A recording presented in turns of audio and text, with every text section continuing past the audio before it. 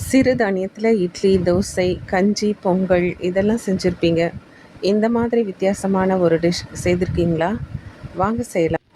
Welcome to Wilma's kitchen. நாம் இன்றைக்கி வரகரிசி யூஸ் பண்ணிவிட்டு ஒரு புதினா பாத் செய்ய போகிறோம். நான் 300 கிராம் வரகரிசியை நல்லா ஒரு 10 மினிட்ஸ் சோக் பண்ணி வச்சுருக்கேன். அதுக்கு 2 தக்காளி, 2 வெங்காயம் கட் பண்ணி வச்சுருக்கேன்.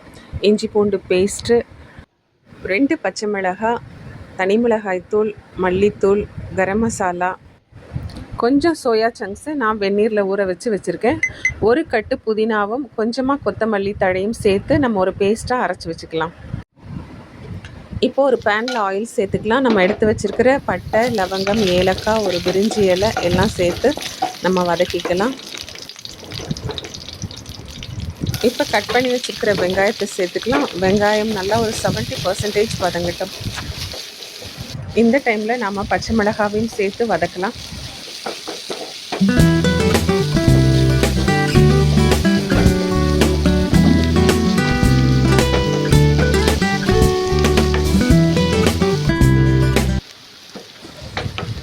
இப்போ நமக்கு வெங்காயம் நல்லா வதங்கிடுச்சு. இந்த டைமில் நாம் 1 டேபிள் ஸ்பூன் இஞ்சி பூண்டு பேஸ்ட்டு சேர்த்துக்கலாம்.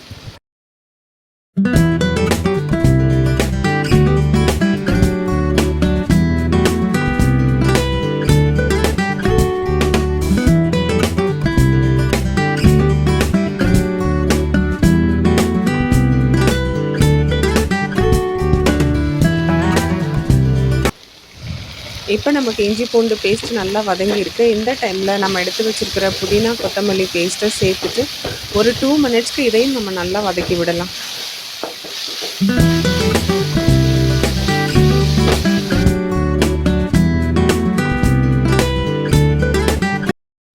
இந்த டைமில் நம்ம தக்காளியை சேர்த்துக்கலாம். தக்காளி நல்லா மேஷ் ஆகட்டும்.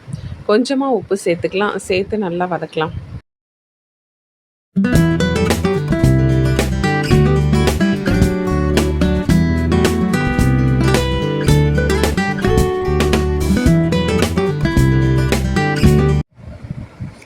இப்போ தக்காளி நல்லா மேஷ் ஆகிடுச்சு. எல்லாம் சேர்ந்து எண்ணெய் பிரிஞ்சு வருது. இந்த டைமில் நாம் எடுத்து வச்சுருக்கிற தனி மிளகாய்த்தூள், மல்லித்தூள், கரம் மசாலா அதையும் சேர்த்து ஒரு ஃபியூ செகண்ட்ஸ் இதை நம்ம வதக்கலாம்.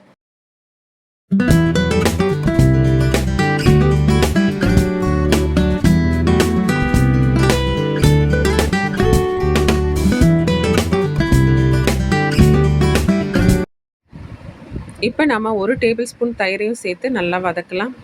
இப்போ அந்த சோயா சங்க்ஸ் ஊற வச்சுருக்கோம் இல்லையா, அதை நல்லா பிழிஞ்சு எடுத்து இதிலேயே சேர்த்து நம்ம அதையும் சேர்த்து வதக்கலாம்.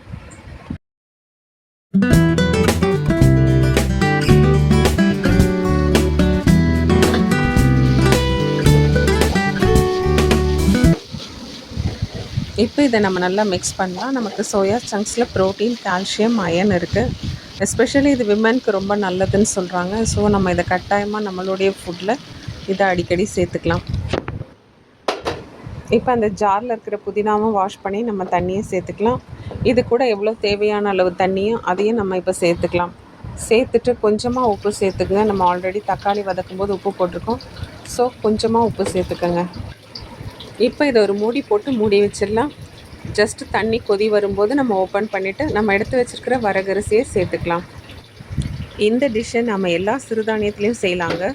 திணை, சாமை, குதிரைவாலி, கோதுமை ரவை அண்ட் ஆல்சோ ரைஸு கூட பண்ணலாம்.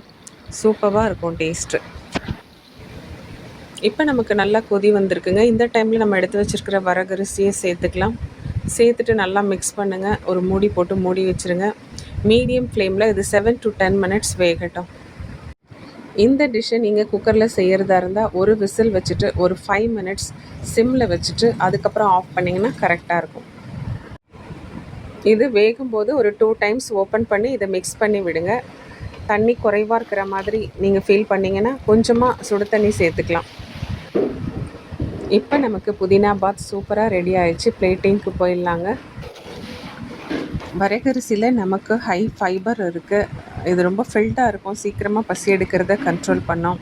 இதில் நமக்கு iron, calcium, magnesium and antioxidants இருக்குது. ஈஸி டைஜஷனுக்கு இது நமக்கு ஹெல்ப் பண்ணும். ஃபைனலி கொஞ்சம் முந்திரி பருப்பை நெய்யில் வறுத்து ஆட் பண்ணிக்கோங்க. இல்லைன்னா ட்ரை பண்ணுங்கள். எப்படி இருந்ததுன்னு எனக்கு கமெண்ட் பண்ணுங்கள்.